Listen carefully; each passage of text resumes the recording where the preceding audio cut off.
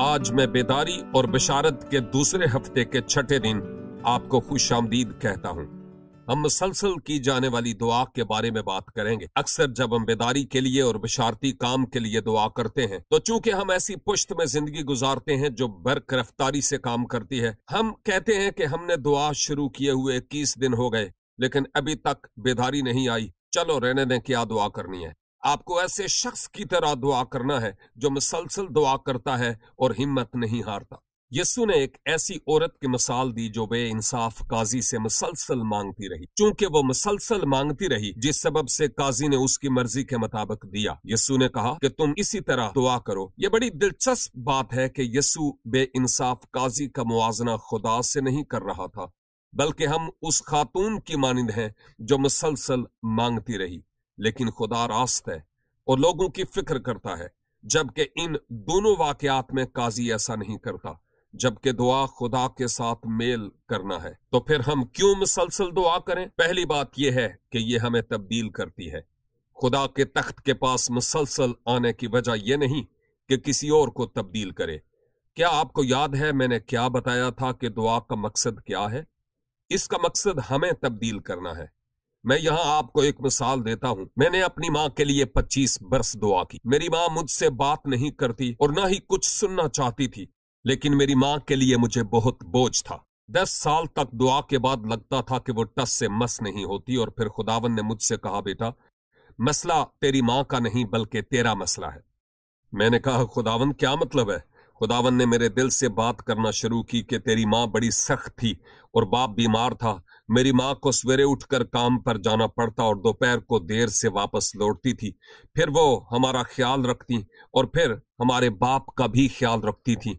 उनकी जिंदगी बहुत कठिन थी, और तूने कभी अपनी माँ से एक बार भी नहीं कहा कि माँ मैं आपकी तमाम तर कुर्बानियों को सराहता हूँ। दौराने दुआ मैं कायल हुआ और अपनी वालदा को फोन किया और कहा, मेरी माँ मुझे मुआफ करें क्योंकि मैं शुक्रगुजार बेटा नहीं हूँ। और मैं सोचता था कि पता नहीं मेरी माँ क्या कहेंगी। उन्होंने कहा, सैमी ये बात मेरे लिए बहुत मानाखेज है। उस घड़ी से मेरी माँ का दिल खुलना शुरू हो गया, अगरचे इसको बहुत अरसा लगा, और मैं इस लायक हो पाया कि उन्हें यस्सु के बारे में बता सकूं। आप देखते हैं कि अपनी वालदा के लिए दुआ कर रहा था, लेकिन खुदा ने मेरी कमजोरी जाहिर की। जब हम मुसलसल दुआ करते हैं तो जरूरी नहीं कि जिस शख्स के लिए आप दुआ करते हैं वो तब्दील हो, बल्कि दुआ के जरिया खुदा आपको तब्दील करेगा, और उसने मेरे साथ ऐसा किया। लिहाजा ईमान के साथ दुआ करें और हिम्मत न हारें। मैं आपको कुछ करने के लिए कहता हूं। कल मैं आपको बता रहा था कि आप अपनी गवाही लिखें। इस वक्त आप एक कागज लें और उस पर एक दायरा बनाएं और अंदर लिखें मैं। फिर इसके बाहर एक और दायरा बनाएं और उसमें लिखें मेरा खानदान, और खानदान के अफराद के नाम लिखें। फिर एक और दायरा इसके बाहर बनाएं और उस पर अपने पड़ोसियों और दोस्तों के नाम लिखें जो आपके इंतहाई करीब हैं। फिर एक और बड़ा दायरा बनाएं और उन लोगों के नाम लिखें जिनके साथ रोजाना वास्ता होता है। उसके बाद मैं चाहता हूं कि इन दायरों में ऐसे लोग जिन्होंने अभी तक यीशु को कबूल नहीं किया उनके नाम लिखें। मैं चाहता हूं कि अब उनके लिए दुआ करें।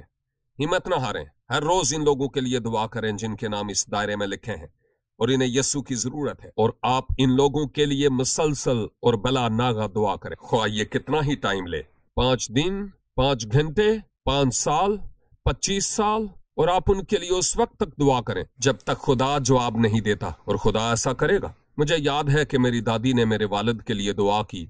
वो मर गई लेकिन दुआ का जवाब नहीं देखा, लेकिन काफी अरसा के बाद खुदा ने उनकी दुआ का जवाब दिया। मेरी दादी की मौत के 25 साल बाद खुदा ने मेरे वालिद को निजात बख्शी। लिहाजा आप पस्त हिम्मत ना हों और हौसला मंद हों। आप अपनी दुआ में थके नहीं और ना ही हिम्मत हारें, और खुदा आपकी दुआओं का जवाब बख्शेगा।